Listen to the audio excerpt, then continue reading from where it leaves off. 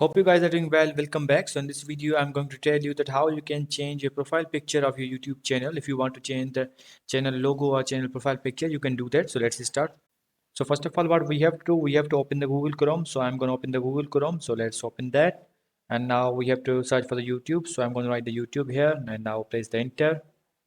So as you can see, the YouTube is open. Now what we have to do, we have to go to the channel. So we have to click here. And after clicking here, here's the option for the YouTube Studio. We have to click on this option. So let's click on this.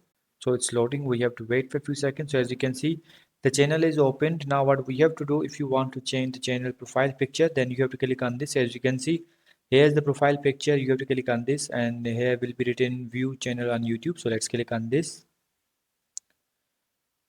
And after clicking on this, as you can see, the channel is open. Now what we have to do, here's option for the customize channel and here's the manage videos. So we have to open the customize channel. So let's click on this.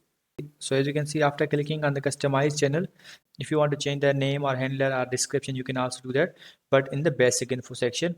Now here, if you want to change your profile picture, as you can see, here's the option for the chain. Then you have to click on the chain and now you have to select that. And if you want to remove the picture, you can also do that. Or if you want to remove your cover letter or header, you can also do that, as you can see. So in this way, you can change your profile picture or delete your profile picture.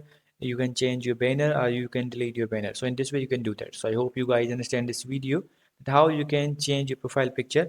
After doing that, you just have to click on the publish and it will be published. So I hope you guys understand this video. So see you guys in the next video.